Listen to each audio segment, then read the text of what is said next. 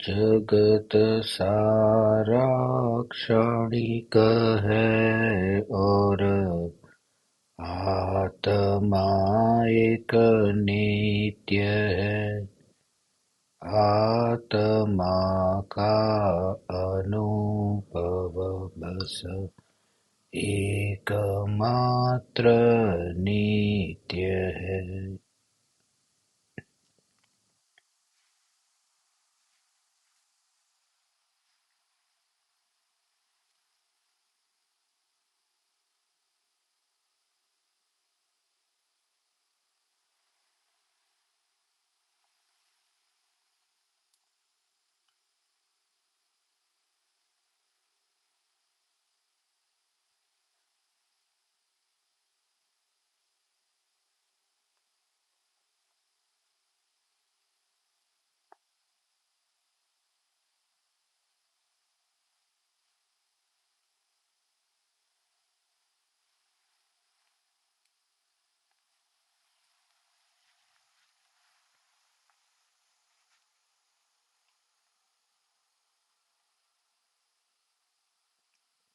चैतन्य स्वभावी भगवान आत्मा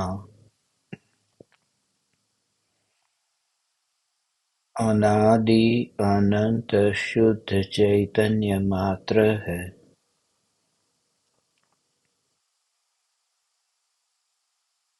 ज्ञान मात्र है।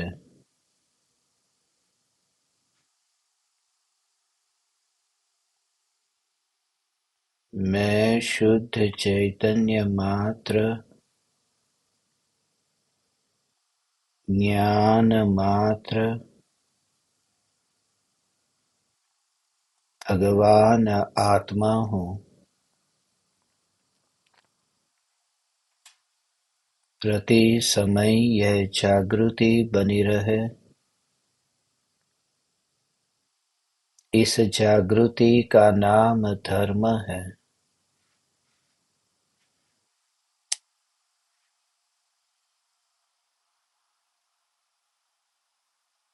देह की प्रत्येक क्रिया के काल में और विकल्पों के बहते प्रवाह के काल में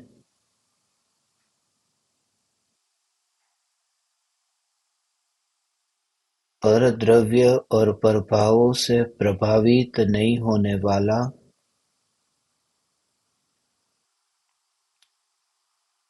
तीन काल के भेद के कारण भेदरूप नहीं होने वाला,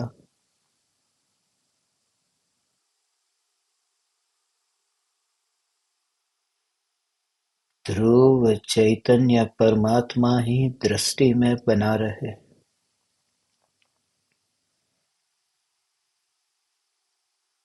इस दृष्टि का नाम ही सम्यक दृष्टि है।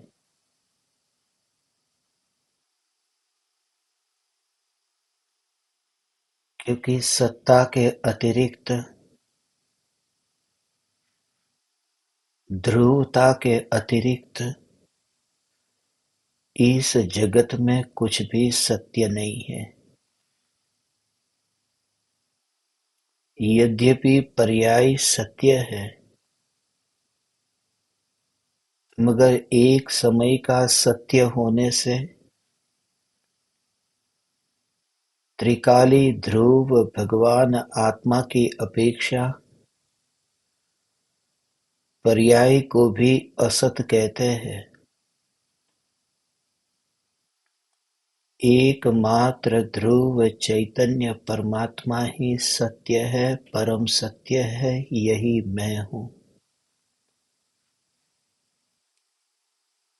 मैं देह स्वरूप नहीं हूँ, मैं विकल्प स्वरूप नहीं हूँ। अन्यत्व भावना की चर्चा कब तक करते रहेंगे?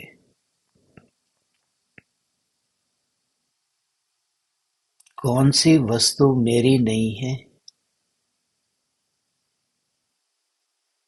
इसका विचार कब तक करते रहेंगे? कौन सा घर मेरा नहीं है, ये जांच करते करते ही मृत्यु हो जाएगी तो अपने घर में कब पहुंचूंगा, इसलिए इति अलम समझ करके पर की अपेक्षा नास्ति अपेक्षा, मैं कौन नहीं हूँ, कौन नहीं हूँ, कौन नहीं हूँ, इस बात को विराम देकर मैं कौन हूँ इसका भाव ग्रहण करने में ही सार है। मैं ज्ञान स्वरूप हूँ, ज्ञायक देव हूँ, क्योंकि एक समय ऐसा आता है, मैं ज्ञायक देव हूँ, यह विकल्प भी मर जाता है। मैं ज्ञायक देव हूँ, उसमें अनंत गुणों की एकता रूप भाव छुपा हुआ है। यही अंतर है स्वभाव और स्वरूप के बीच में। स्वभाव में गुण की प्रधानता है और स्वरूप में द्रव्य की। ज्ञान स्वभाव कहते ही एक ज्ञान गुण की मुख्यता है। मैं ज्ञान स्वभावी हूँ, मैं आनंद स्वभावी हूँ। वहाँ आनंद अलग से लेना पड़ता है, क्योंकि ज्ञान में आनंद नहीं आता, इसलिए ये कहना पड़ा मैं ज्ञानानंद स्वभावी हूँ। स्वभाव की बात आती है तो एक एक गुण की बात आती है, मगर ये स्वभाव की बात नहीं है, ये स्वरूप की बात है। और स्वरूप की बात में अनंत गुणों की एकता गर्भित है। स्वरूप जो है वह ज्ञायक भाव स्वरूप है। इसलिए भगवान आत्मा न कह करके, शुद्धात्मा न कह करके, समय सार की छठी गाथा में ज्ञायक भाव कहा है कि मैं ज्ञायक भाव स्वरूप हूँ। मैं ज्ञायक भाव स्वरूप भगवान आत्मा हूँ, जिस ज्ञायक भाव में गुणों के भेद का भी भाव नहीं है। अपने में ही जहाँ भेद नहीं करना है, अपने अनंत गुणों में भी एक गुण का भेद किए बिना पूरी वस्तु को, उस पूरे समग्र सत्ता को ही एकत्व रूप में स्वयं में अनुभव करता है। मैं भगवान आत्मा हूँ।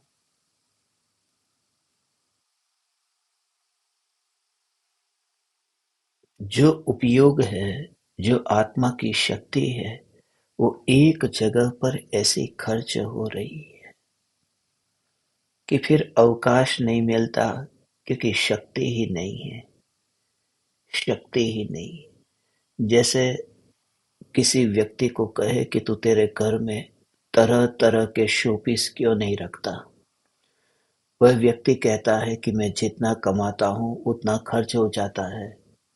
घर की जो जरूरत है, भोजन आदि, अनाज आदि, ये जो वस्तु की जरूरत पड़ती है उसमें मैं खर्च कर देता हूँ, बचता ही नहीं है कुछ।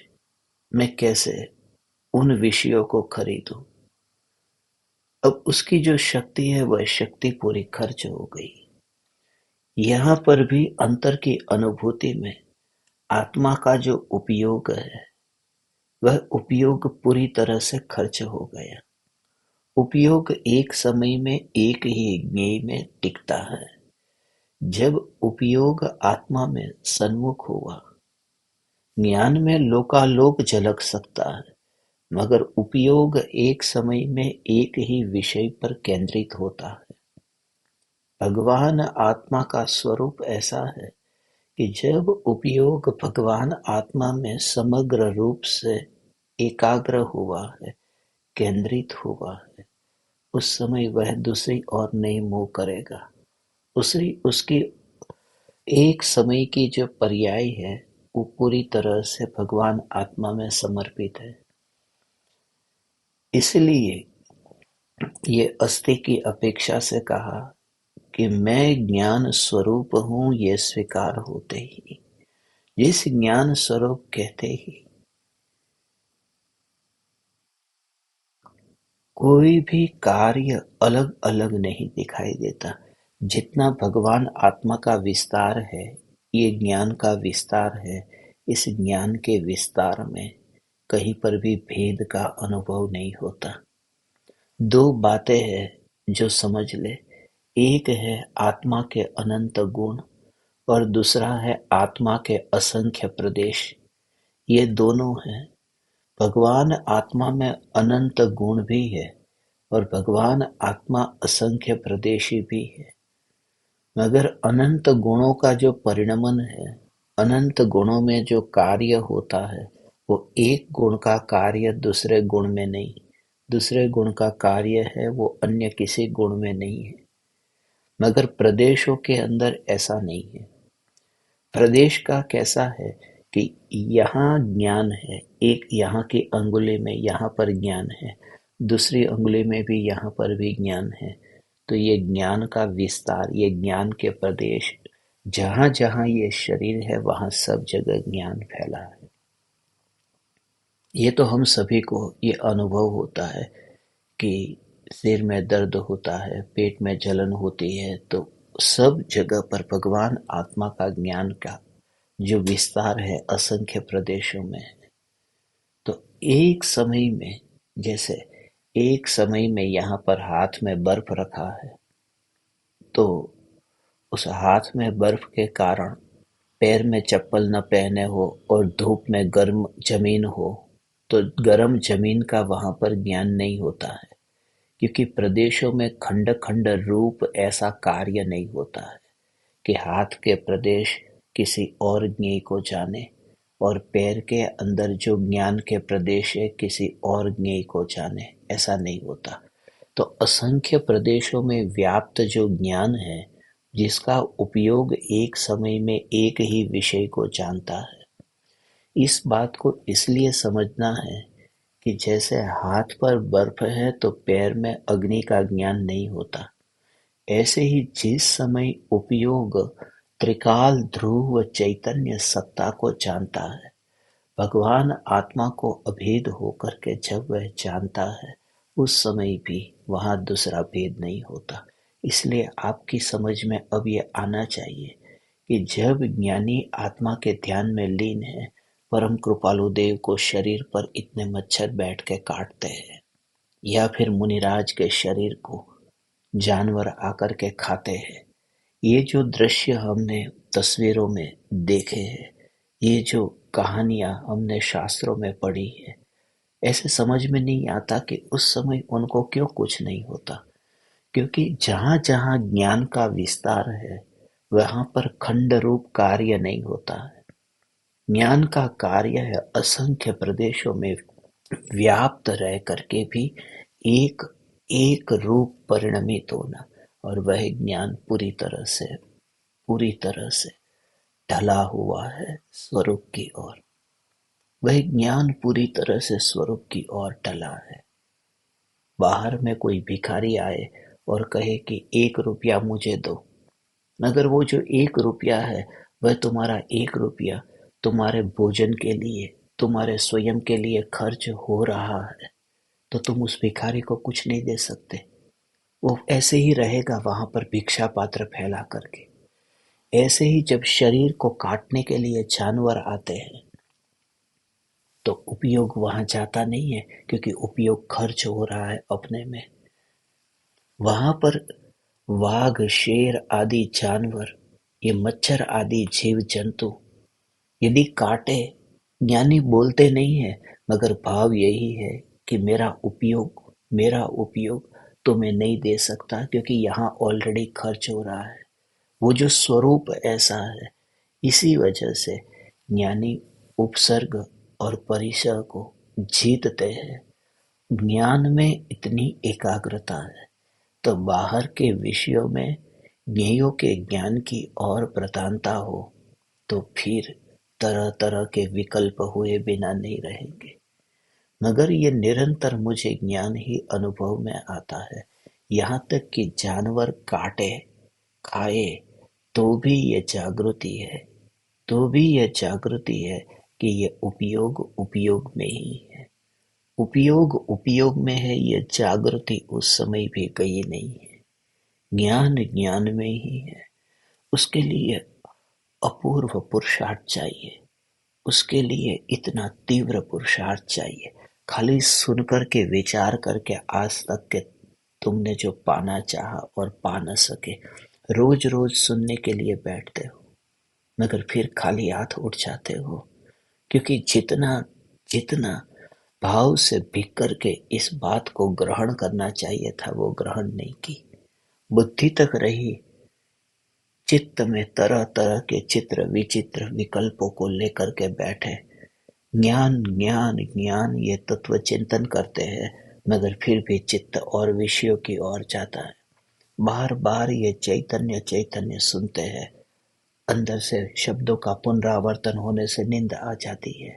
बार बार ये चैतन्य चैतन्य चैतन्य सुनते हैं, पूर्व में सुने हुए शब्दों के कारण भ्रम पैदा हो जाता है। ये बात तो मैं जानता हूँ, इसमें मुझे एकाग्रता रखने की जरूरत नहीं है। इस प्रकार से तरह तरह के कारणों से वह पाने से वंचित रहता है। नहीं पाने के बहुत कारण हैं, पाने का एक ही कि उपयोग जब स्वरूप में इतना स्थित होता हो, जब इतना पर के विषयों से उब चुका हो, अब वस्तु स्वरूप को समझ करके उसके अंदर में वह ज्ञान की कला प्रकट हुई हो, वह किसी भी स्थिति में वह अब अलग अलग आकारों को प्रधानता न देता हो, बस एक समय के लिए भी उसका जोर उस आकार पर न हो। इसीलिए ये कहा, मैंने किसी को पर्याय के रूप में देखा हो तो मुझे माफ करना। कल मैंने आप परमात्माओं से कहा था, मैंने वनस्पति को यदि वनस्पति के रूप में देखा हो तो मुझे माफ करना। मैंने महावीर भगवान को महावीर के रूप में सिद्ध अवस्था के रूप में देखा हो तो मुझे माफ करना।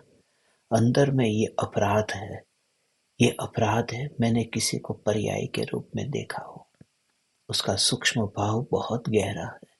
मैंने किसी को आज उसी बात पर हमें विस्तार से इस सत्य को समझना है। मैंने किसी को पर्याय के रूप में देखा हो तो मुझे माफ करना।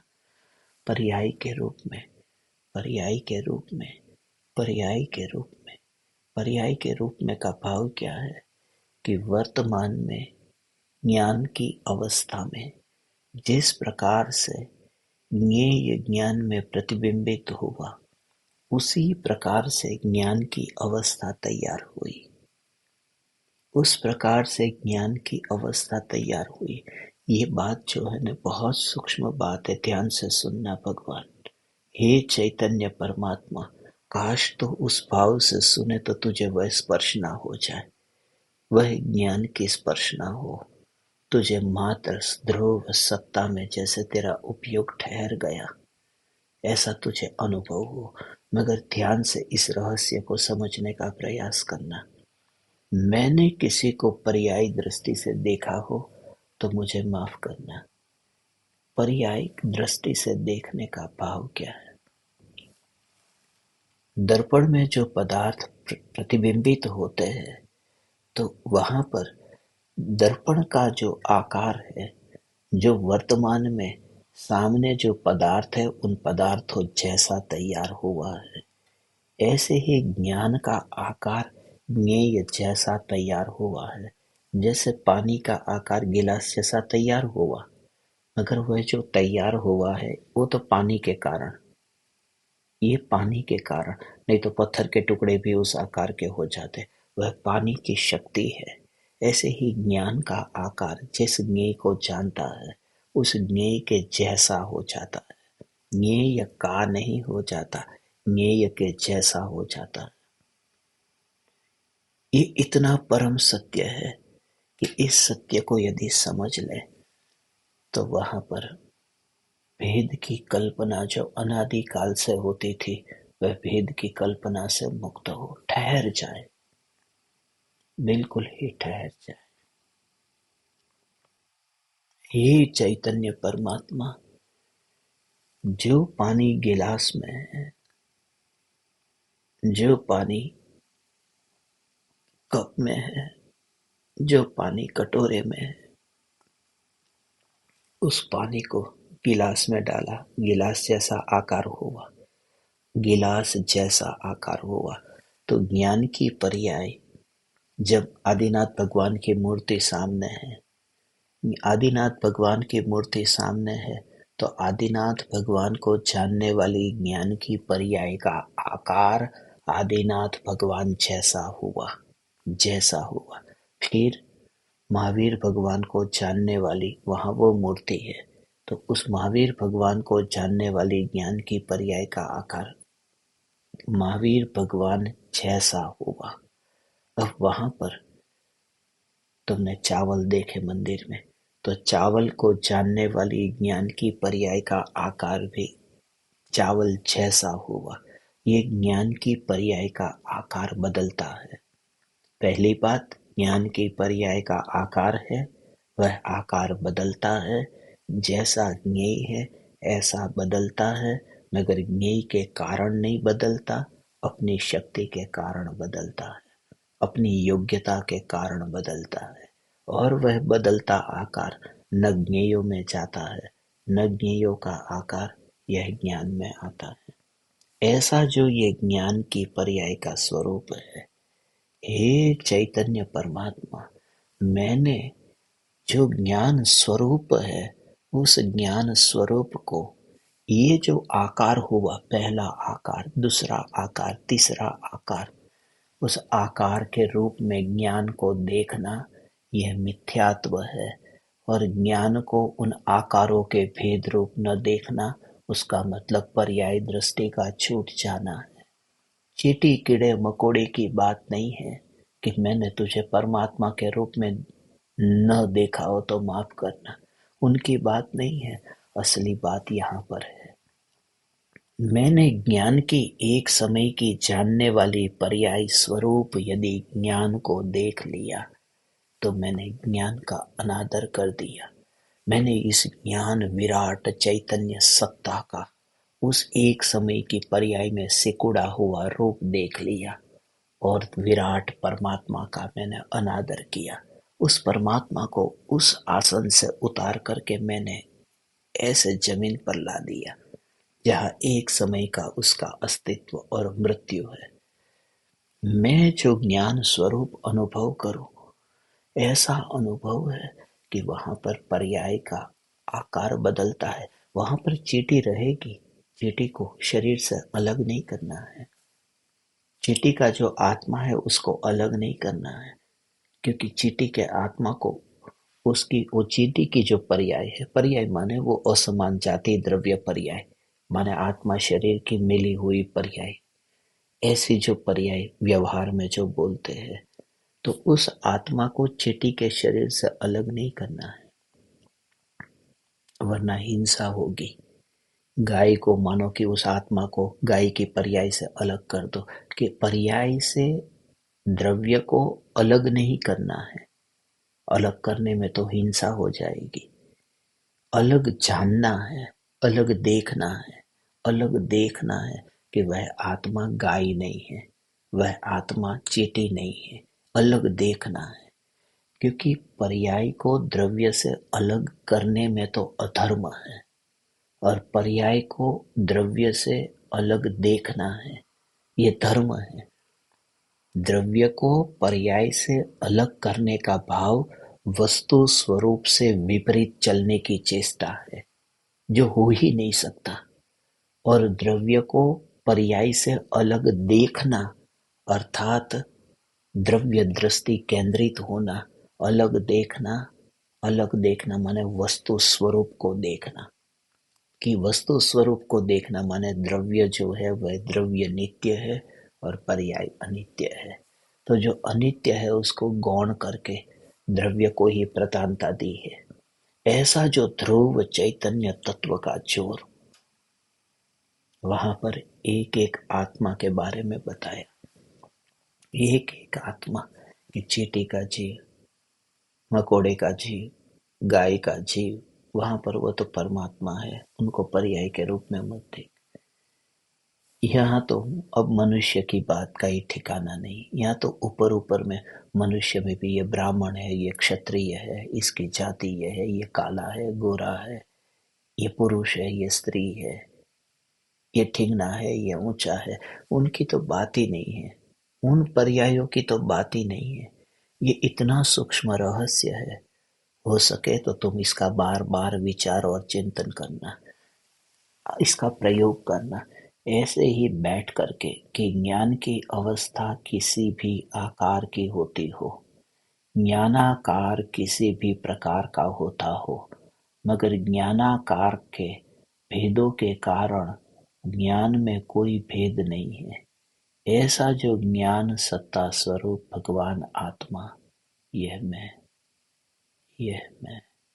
माने वस्तु को तू अपने पास में ही बस ऐसे ही देखेगा कि सत्ता तो इधर है, ये कहाँ गई, यहाँ क्या हुआ, यहाँ कौन सा परिवर्तन आया। कुछ भी परिवर्तन तुझे नहीं दिखेगा और उससे ये निर्विकल्पता टिकी रहती है। निर्विकल्पता टिकी रहती है क्योंकि निर्विकल्प ऐसी जो चैतन्य सत्ता, उस सत्ता को ही तूने देखा। जहां कोई कार्य नहीं होता वहां तू ठहर गया। उपयोग स्थिर कैसे रहा? जहां नया नया नया नया नया नया होता है तो तेरा ध्यान भी विचलित होगा। ज्ञान की पहली पर्याय, दूसरी पर्याय, तीसरी पर्याय, वस्तु नहीं हो, ज्ञान की पर्याय मात्र। हे पानी, हे पानी, मैंने तुझे गिलास के आकार का देखा हो। हे पानी, मैंने तुझे कप का आकार का देखा हो। हे पानी, मैंने तुझे कटोरे के आकार का देखा हो तो मुझे माफ करना। तुम शीतल स्वभावी, तेरी सत्ता पानी है बस। और मेरी दृष्टि जैसे प्यासे की दृष्टि चाहे तो मात्र पानी की ओर, पानी के आकार की ओर नहीं, पानी के आकार की नहीं। और वहां पर उसे प्यास है, वहां तो वासना है, वहां इच्छा है कि वो पानी को चाहता है। निर्विकल्प ध्यान में जब तू ज्ञान सत्ता को ग्रहण करता है तो इस वासना को लेकर नहीं जाता मुझे तो ज्ञान से मतलब है, क्योंकि मुझे तो सुख लेना है ना, ज्ञान से मतलब है। ये वासना लेकर के नहीं जाता। वहां पर लोभ भी नहीं है, वहां पर भय भी नहीं है, वहां स्वभाव की स्वीकृति है। हे चैतन्य परमात्मा, इससे अद्भुत अपूर्व रहस्यमयी कोई पुकार नहीं हो सकती। तो पृथ्वी तल पर कहीं पर भी जा, तो कितना भी भटक ले, तो समय सार को पढ़ ले, तो प्रवचन सार पढ़ ले, तू अनेक ग्रंथों का अध्ययन कर ले, मगर जब तक तू ज्ञेयों के भेदों की कल्पना से और ज्ञान की पर्याय की भेदों की कल्पना से मुक्त न होगा, तब तक तू अपने को ठहरा हुआ निर्विकल्प अनुभव ही नहीं कर सकता। मैं त्रिकाल निर्विकल्प चैतन्य परमात्मा हूँ।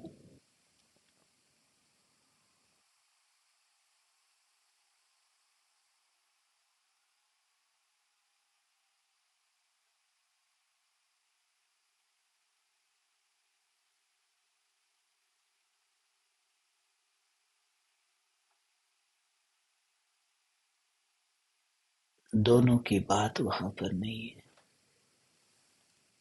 इंद्रियों के भेद भी वहां नहीं है, इंद्रियों के भेद भी वहां नहीं है।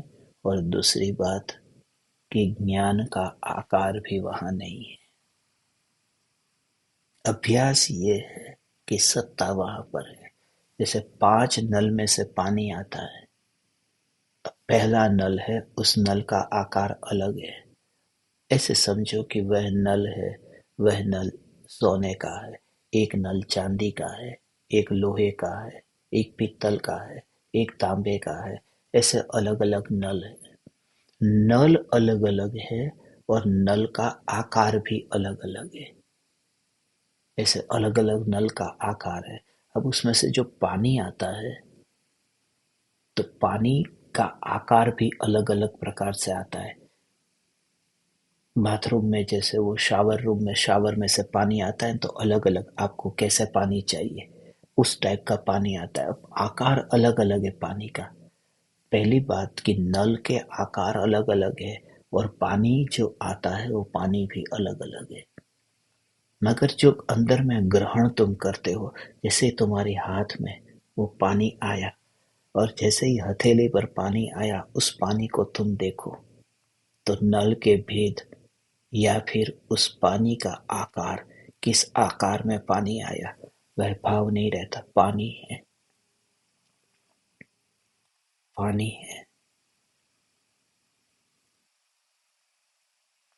ऐसे ही पांचों इंद्रियों से ये जानने का कार्य होता है। ये तो प्रयोग जो तुझे करने को कहता हूँ, आज पूरे दिन भर ये प्रयोग कर। जो भी ज्ञेय ज्ञान में ऐसे ही जानने में आते हैं। कौन सी इंद्रिय से जानने में आए उससे कोई लेना देना नहीं है। पानी कौन से नल से बाहर आया उससे कोई मतलब नहीं है। बस वो वैभव आया है ना। जब तेरे घर में कोई संपत्ति आती है, रुपया आते हैं, वहां पर तुझे विचार ही नहीं आता।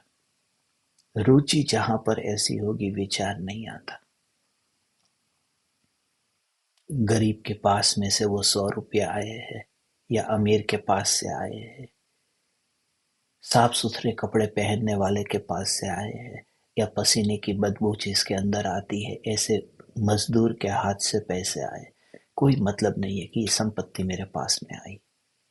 कहाँ से आता है उस पर जोर नहीं जाता क्योंकि वहां पर महिमा है। ऐसे ही पांचों इंद्रियों में से कौन से इंद्रियों के द्वार से ये ज्ञान बह रहा है उस पर जोर नहीं जाता। मात्र ज्ञान है, बस ज्ञान ग्रहण होता है। ज्ञान ग्रहण हुआ और वहां पर तो पराये के पास में से मांगने गया, इसलिए भिखमंगे की तरह हाथ फैलाना पड़ा।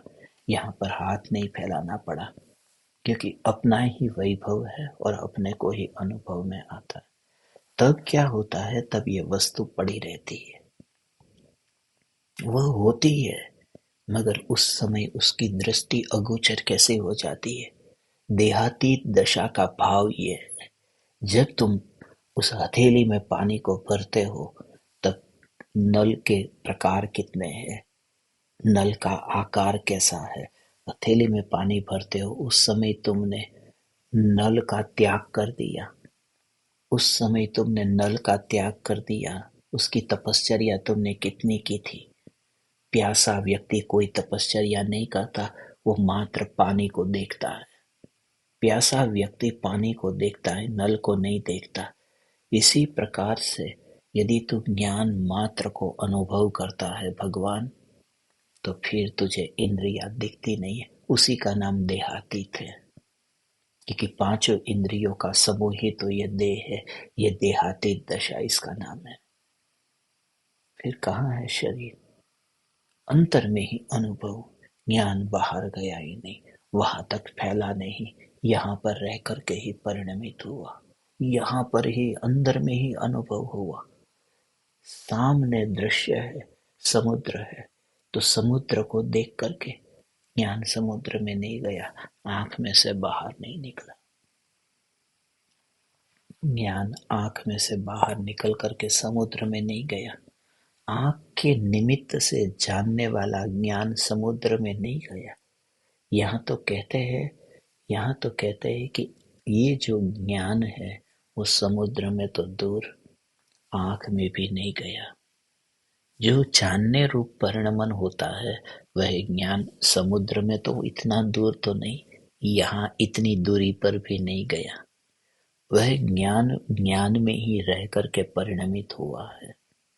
इसलिए उस समय भी ज्ञान की अनुभूति मात्र को ही देखने पर ये पांचों इंद्रियों से देहातीत हो जाता है, इंद्रियातीत हो जाता है। देह छता जेनी दशा वर्ते देहातीत।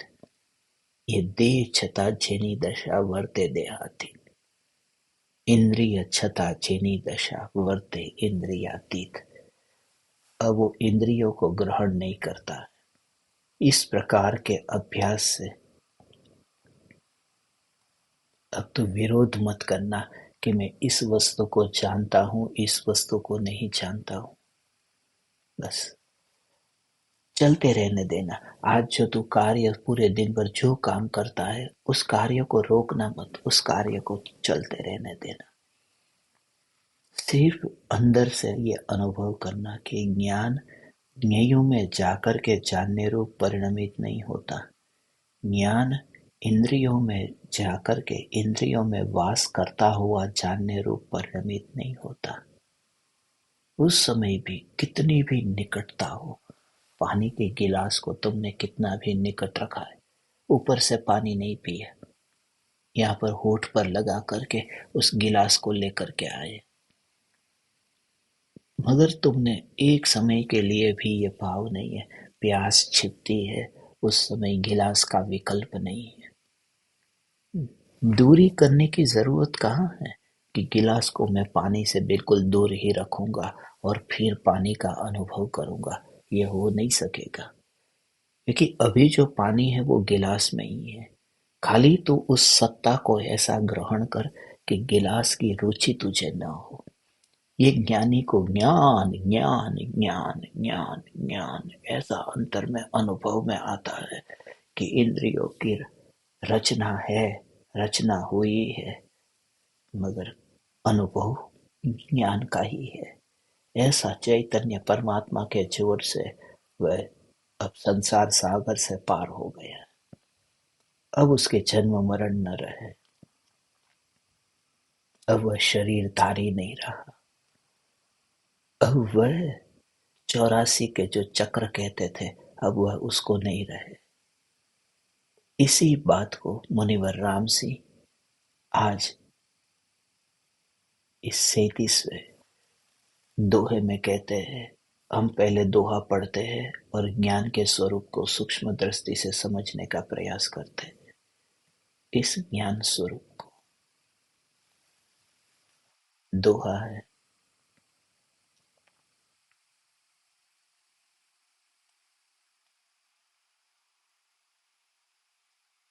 अप्पा मिल्ले वीणाणमऊ अवरु परायऊ भाऊ सो छंडे विणु जीव तुम जावही शुद्ध सहावो।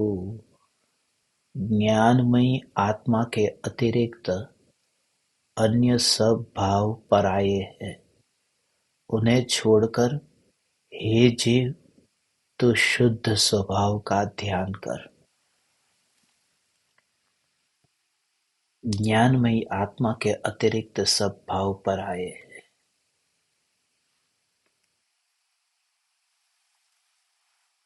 ये जो सब भाव है, ये सभी भाव में पर्याय वाले भाव सब आ गए। ये सब भाव पराये, ये मेरा भाव नहीं है। यहाँ दोनों भाव की बात है। एक तो है परद्रव्य का भाव भी मेरा नहीं है और पर्याय का भाव भी मेरा नहीं है। न्यायक भाव जो है वो परभावों से भी न्यारा है और पर्याय के भावों से भी न्यारा है। ऐसा जो निज भाव है, न्यायक भाव है, उस भाव में अनंत गुणों की एकता गर्भित है। हे जीव, तू ज्ञान स्वभाव के अतिरिक्त किसी भी भाव को अपना भाव मत समझ। वस्तु की सत्ता में बिल्कुल कोरा अनुभव नहीं है, इसमें ज्ञान की स्वतंत्रता, क्योंकि ज्ञेयों की आसक्ति के कारण ऐसा लगता है। कुछ भी नया नहीं होगा तो आनंद क्या आएगा? अभी तो नए नए ज्ञेय है न, इसलिए नए नए ज्ञेय जानने में आते तो आनंद आता है। वो जो नवीनता है न, उसमें आनंद आता है। रोज यदि तुम महावीर भगवान की पूजा करो तो चैन नहीं पड़ता। एक दिन आदिनाथ भगवान की पूजा करते हैं, एक दिन देव शास्त्र गुरु की पूजा करते हैं। नहीं नहीं, ये पूजा तो हमने कल कर ली है, आज कोई दूसरी पूजा करते हैं। कल हमने वह भक्ति बजा ली थी, आज कोई दूसरी भक्ति बजाते हैं। ये जो नए नए की चाह की वजह से ऐसा लगता है कि यहाँ जब ज्ञान में मात्र ज्ञान का अनुभव होता होगा, उस समय आनंद क्या आता होगा? उस समय का जो आनंद है, वह आनंद सबसे पहले तो निराकुल स्वभाव का आनंद है। इस स्वभाव में आकुलता नहीं है। परिवर्तन न होने से होगा, होगा, होगा, इस प्रकार के विकल्प से छुटकारा हो गया।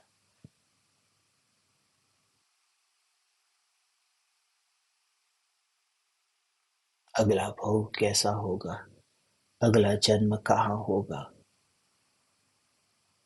कोई भाव नहीं है।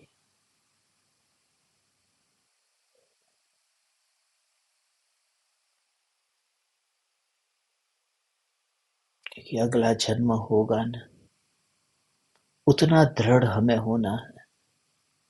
उसके लिए समाज से मुंह मोड़ना पड़ेगा।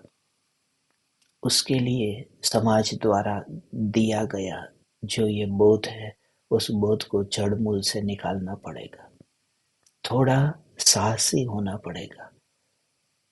परायों की, अज्ञानियों की जमात के बीच में रहते हैं, इसलिए पर से प्रभावित होने की पूरी संभावना है। ज्ञानी की, ये चैतन्य की, अंतर की अनुभूति के प्रमाण से निकले हुए वचन है। यदि तुम प्रयोग करोगे तो ज्ञानाकार ज्ञान से अलग मात्र ज्ञान स्वरूप तुम्हें अनुभव में आएगा। और तब केवल ज्ञान होने पर भी तो अडिग रहेगा, क्योंकि ज्ञान का आकार बदला है, ज्ञान की सत्ता नहीं बदल गई। सत्ता तो वही है। उससे मुझे क्या? जिसे तू कहता था ना कि ऐसे ही बस, उससे मुझे क्या? उससे मुझे क्या?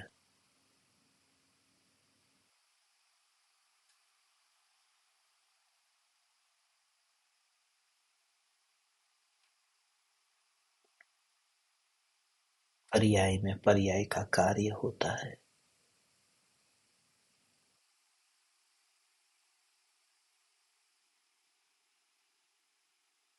उससे मुझे क्या?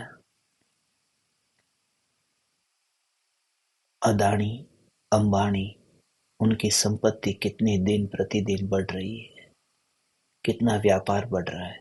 रतन टाटा का व्यापार कितना बढ़ रहा है। ये सुनकर के तुम्हें कुछ भी नहीं होता, ठीक है, उससे मुझे क्या?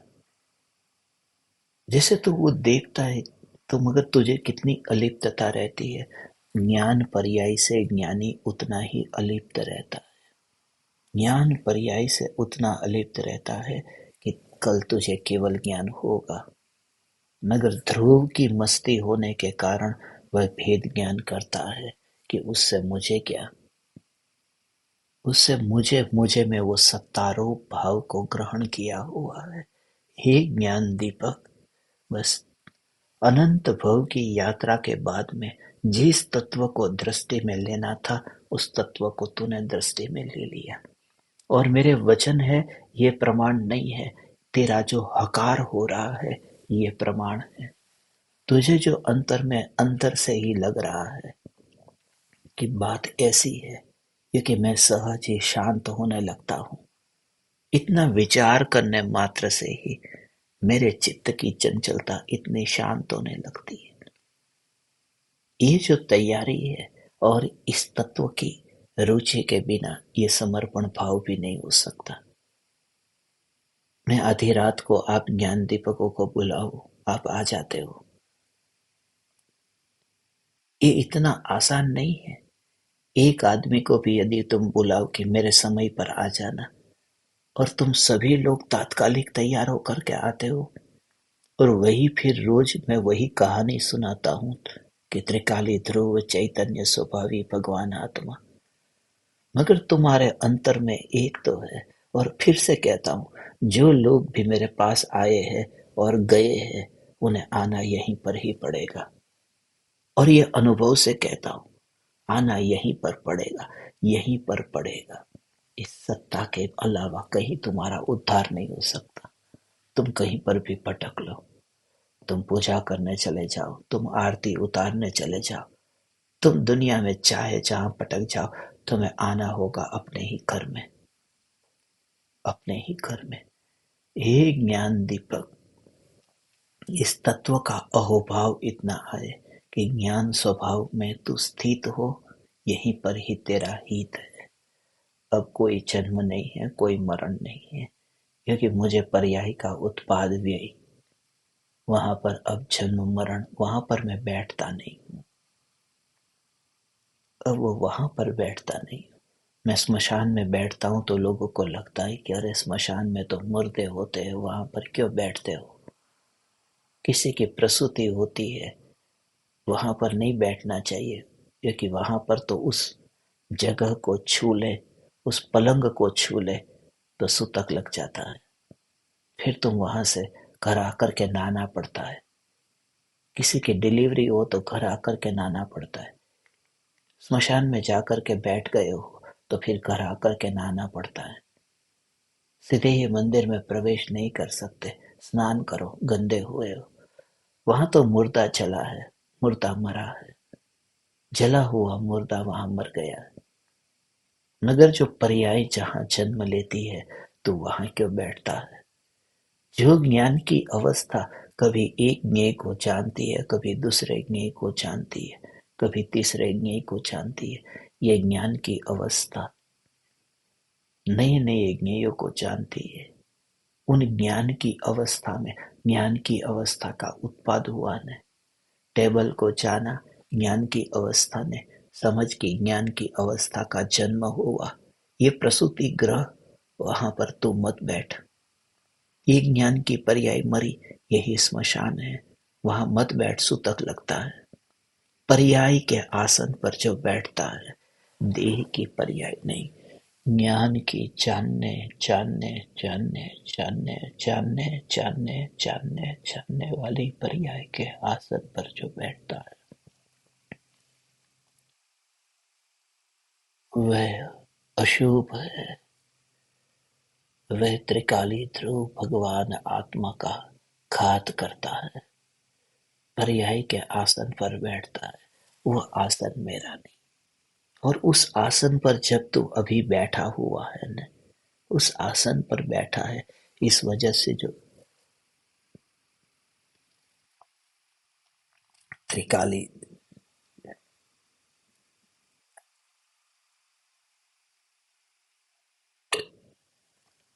त्रिकाली ध्रुव चैतन्य चैतन्य चैतन्य, ऐसा स्वरूप है भगवान। पर्याय के आसन पर बैठा है, इस वजह से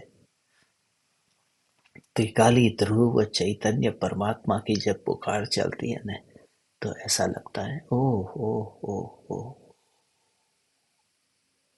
त्रिकाल ध्रुव चैतन्य परमात्मा, वह दूर लगता है, क्योंकि बैठा है पर्याय के आसन पर। जो द्रव्य के आसन पर बैठ जाए, ये मैं द्रव्य हूँ, फिर उसे ज्ञान की पर्याय किसी भी ज्ञेय को जानती हो। ज्ञानी क्यों निराश नहीं होते, ज्ञानी क्यों ज्ञान से, ज्ञानी को ज्ञान की पर्याय की एलर्जी क्यों नहीं रही। इस ज्ञेय को ही जानो, इस ज्ञेय को न जानो, ये एलर्जी अब छूट गई है। कोई विखवाद नहीं है, यही ज्ञान सत्ता मात्र भगवान आत्मा। ज्ञान ज्ञान ज्ञान ज्ञान ज्ञान सत्ता मात्र भगवान आत्मा। हे ज्ञान दीपक, उत्तम उत्तम उत्तम योग पा करके इस अवसर को तू किसी भी हालत में मत गवाना। जितनी भी जिंदगी के ये जितनी भी पर्याय बाकी है, अब तो मैं पर्याय की दृष्टि से कहता हूँ। कितने साल बाकी है ये नहीं कहता, कितनी पर्याय अब बाकी है, उतनी पर्यायों का पूरी तरह से सदुपयोग कर ले।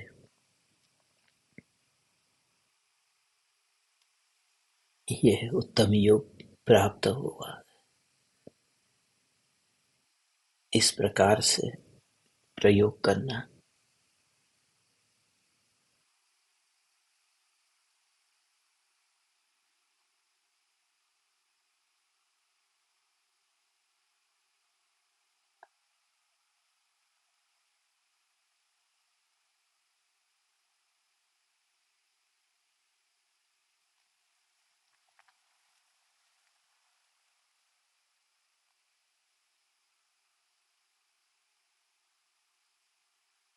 ज्ञान ज्ञान ज्ञान ज्ञान ज्ञान ज्ञान ज्ञान, इस प्रवाह को चाह करके भी रोक नहीं सकता।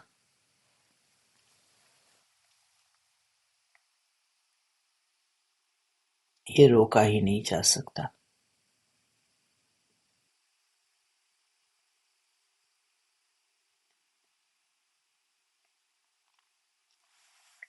इस ज्ञान के प्रवाह को रोका नहीं जा सकता। बहते पानी को रोका नहीं जा सकता। सिर्फ पानी मात्र का स्वीकार हो सकता है, क्योंकि वो बहना उसका स्वभाव है। मगर बहना ही उसका स्वभाव नहीं है। उसका बहना ही स्वभाव नहीं है। बह कर के भी पानी पानी रूप ही टिका रहे, यह भी उसका स्वभाव है। ज्ञान का जानना जानना जानना जानना, यही ज्ञान का स्वभाव नहीं है। जानने जानने रूप परिणमित होकर भी ज्ञान सत्ता में इतनी अलिप्तता है कि पर्याय से अस्पर्शी रहना, यह भी ज्ञान का स्वभाव है। और यही असली त्रिकाल स्वभाव है। ये सत्ता रूप स्वभाव है। इस स्वभाव को जो ग्रहण करता है वो पर्याय में होता ही नहीं है। वही ज्ञानी पर्याय में अब नहीं बैठा है। हे ज्ञान दीपक, इस प्रकार के अभ्यास से तुम्हें वह निर्विकल्प अनुभूति हो। अवसर इतना उत्तम योग।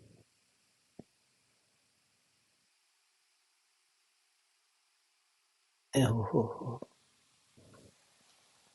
कल मैंने आप परमात्माओं को एक जानकारी दी थी, मगर कल रात को तो मुझे पता चला यहाँ आने के बाद में। कल मैंने कहा था जिस जगह पर मैं बैठा हूँ वहां पर 23 घंटे की रात है, 1 घंटे का दिन है। मगर मुझे कल पता चला कि 1 घंटे का भी दिन होता ही नहीं है। मैं आ तो गया,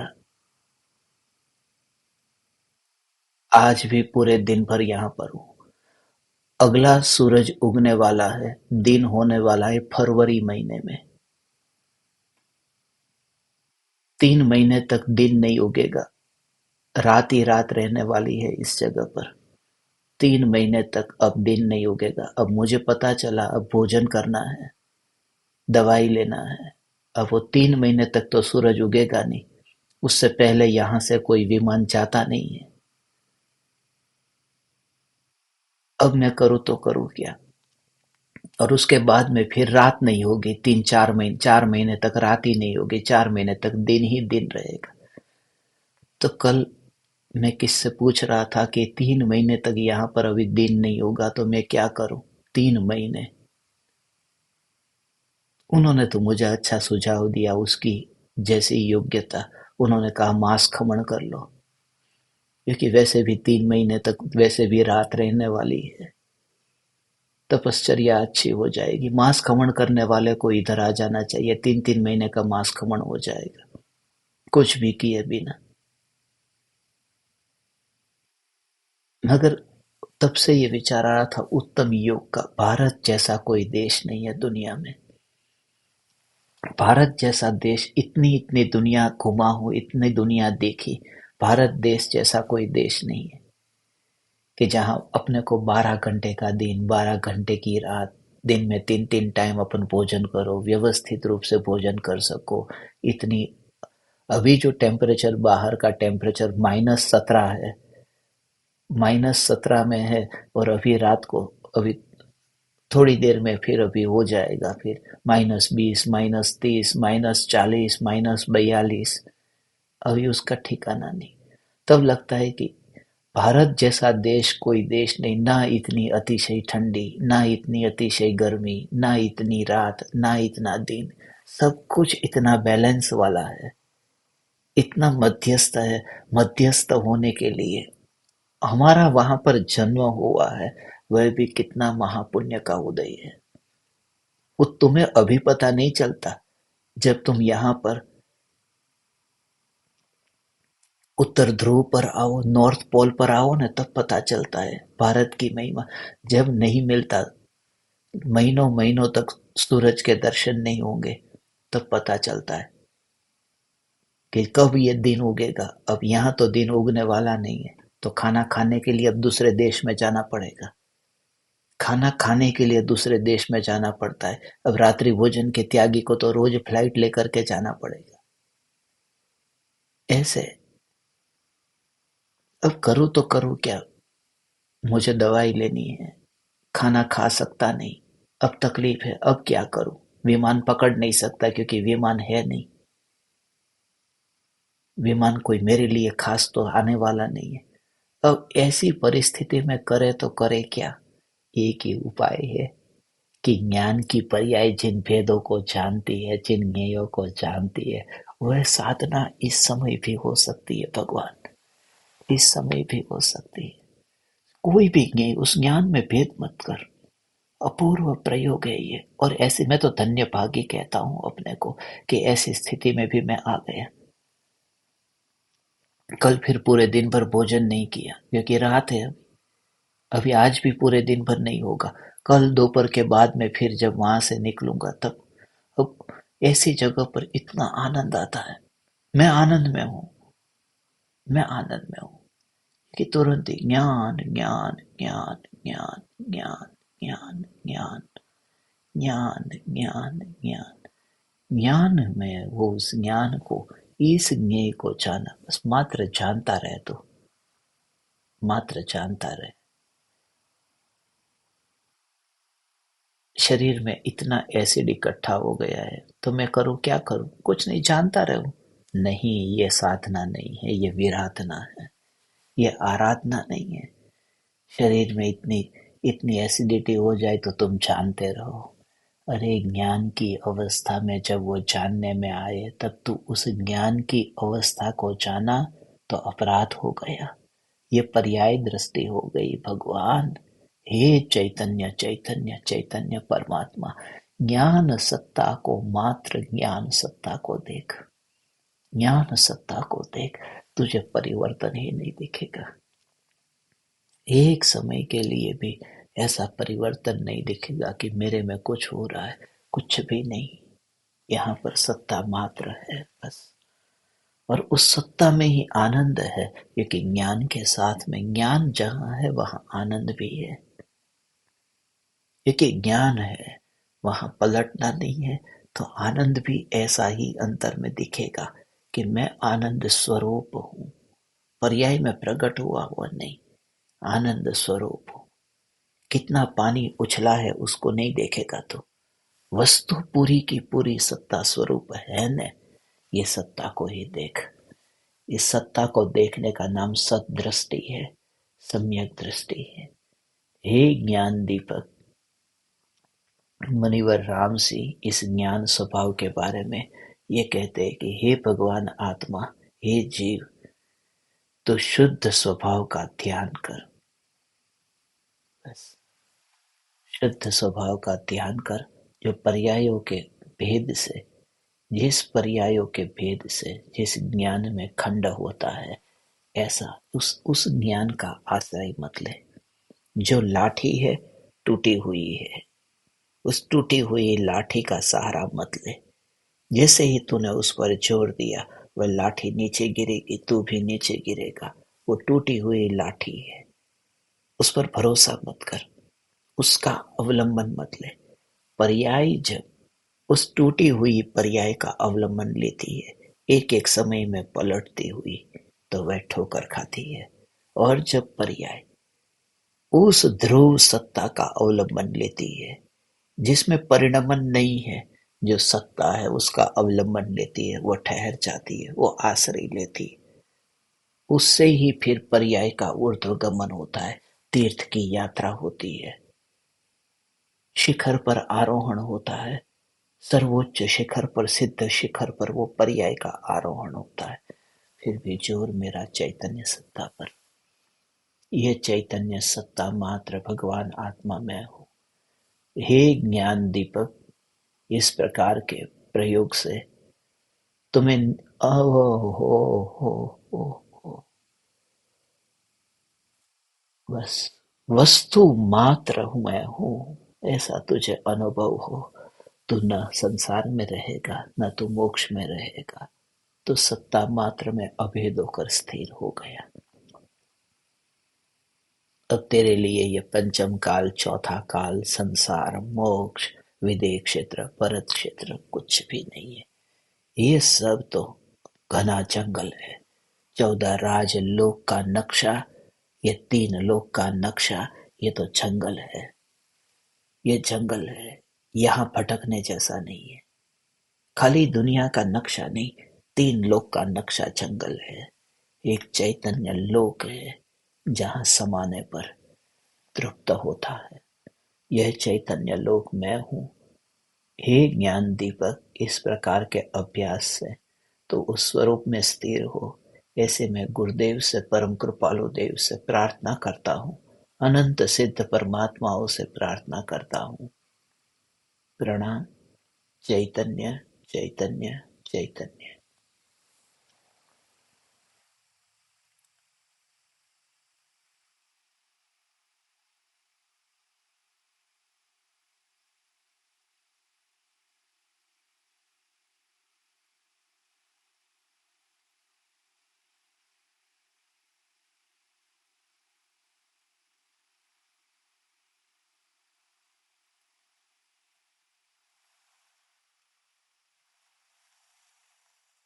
अहो अहो श्री सद्गुरु, करुणा सिंधु अपार,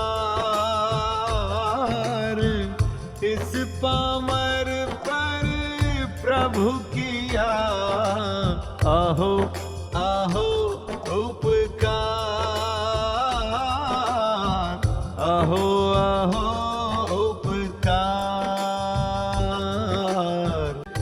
देह सहित जिनकी दशा, वरते देहातीत, उन ज्ञानी के चरण